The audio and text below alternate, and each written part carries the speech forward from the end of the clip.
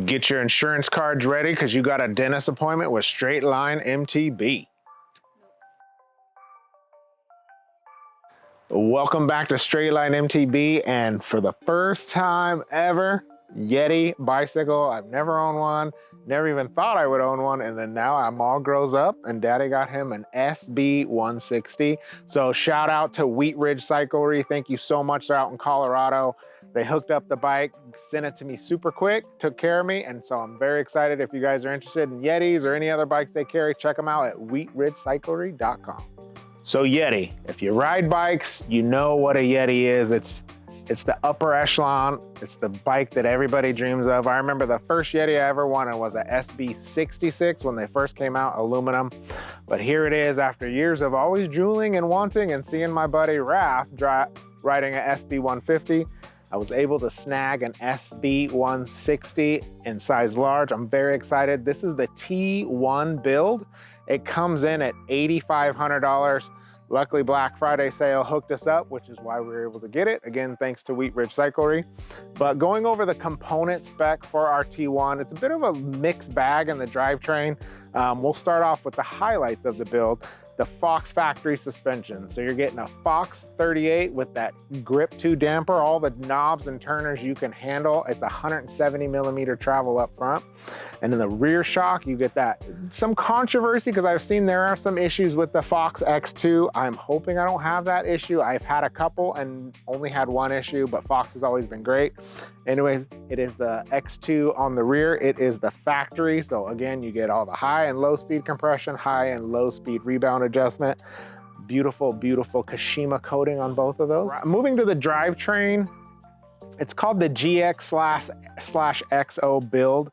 So really the only XO1 you're getting on this build is the rear derailleur.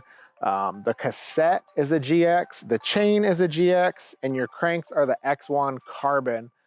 Your shifter is also a GX. Going to the brakes, somewhere where I'm not a biggest fan of SRAM brakes, it's the Code RSC. So you're getting the pad contact adjustment, lever adjustment, 4-piston stopper. So we'll see how I get on with these brakes.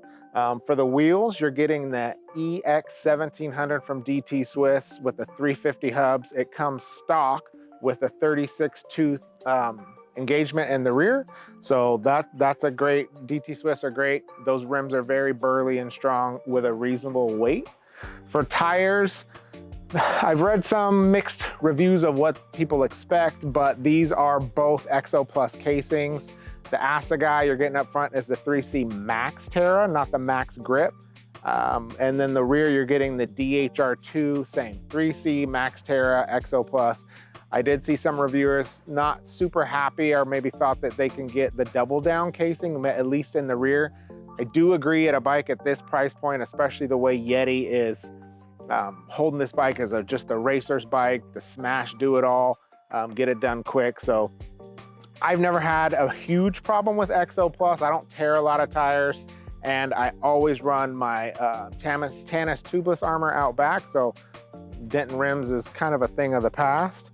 For the finishing kit, the cockpit is you're getting a BergTech MK3 Enduro stem, and then the Yeti carbon bars at 800 millimeters wide, 35 millimeter clamp. I'm more of a 31.8 guy. I like the little bit better compliance, but we're gonna ride it. I know this Yeti bar comes up pretty light, so excited to see how that works out. I haven't been on 35 in a while. One gripe I personally have about this build is the dropper post. It's a Fox Transfer. Well, it's a great post. The lever is awesome. My issue is, why don't you just give us Kashima for the dropper post? You give us the performance. We're paying 8,500 bucks. We should have got a little bit of gold on the dropper.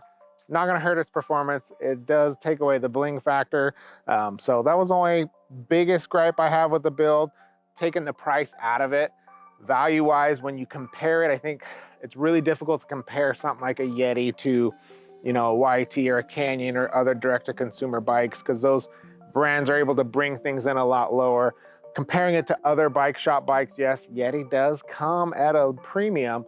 That Turk frame is supposed to be 200 grams, about lighter than the regular carbon frame from Yeti. Looking at Rocky Mountain, it's similar, so you decide. What do you think? So for the size large, T1 Turk frame, GX X01 carbon cranks. This bike out of the box, tubeless setup, no pedals, nothing done to it, came in at 34.3 pounds. When I got my Laminex frame protection on, check the link below if you guys want to get 15% off. Awesome frame protection, best I've used. And then I also put a Tannis tubeless armor, again, something else I use religiously and put it in every bike that I have. I put DMR Vault pedals. Those pedals have been with me probably 12 years, still kicking, never done a thing to them. And then I also put a specialized bottle cage on it. This bike came in, and I'm gonna say it, I know it's a big enduro bike, a portly 36.2 pounds. So reflecting back on some of the other bikes, I had the Transition Spire, and it was the Diore build, and that was an aluminum bike. That bike came in at just over, I think it was 37.5 pounds. So about a pound heavier for aluminum. And then also the Commencal Almeida AM, I wanna say it was right around that upper 37 pounds for an aluminum frame bike. So Yeti Turk Series carbon, lighter, a little bit disappointed on weight, but I'll see how it feels on the climbs and the downhills and see if that weight translates into a slug or something that's gonna be no point climbing up the hill. Looking at the geometry for this bike, it is an enduro bike through and through. So it's got the 1270 wheelbase. That's a long wheelbase. The longest wheelbase I had was a Commencal Almeida AM, and that was 1285. So the longer the wheelbase, it tells you that, you know, it might not be the snappiest and quickest around turns, maybe a little bit more cumbersome on some of the lighter trails, but when you're going to just smash hard, nasty, chunky stuff, that long wheelbase smooths out the trail a bit more. The head tube angle is a nice 64 degree. I've also seen some things that maybe it's not as slack as some of the other big enduro bikes. I'm okay with 64. I think once I get into the 63, it gets a little bit more cumbersome on the climbs. You get a little bit more flop in the front.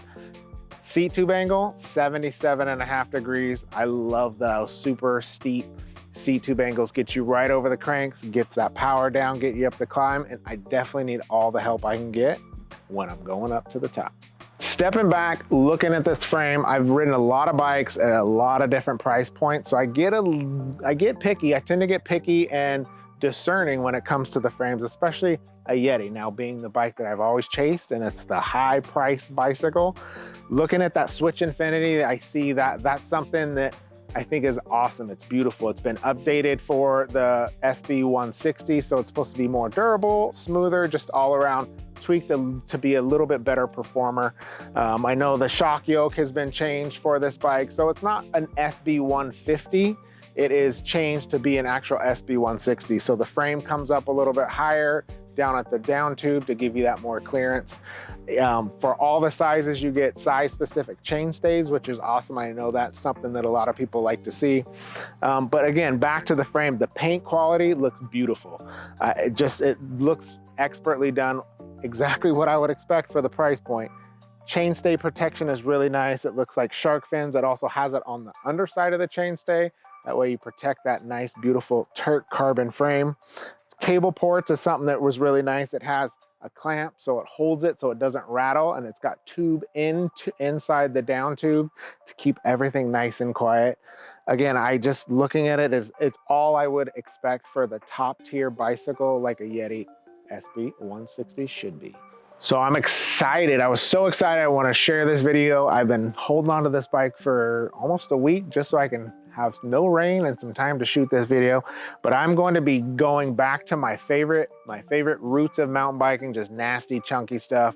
The down country bikes that you've seen me review lately has got me more on the XC side, but I'm excited to come back to my roots and slap some nasty single track on this beautiful SB160. If you guys have any questions, any concerns, anything you want me to look out for and share with you, please let me know in the comments below. I will answer questions as they come in. And then please don't forget to follow us on Instagram and then give us a like and subscribe.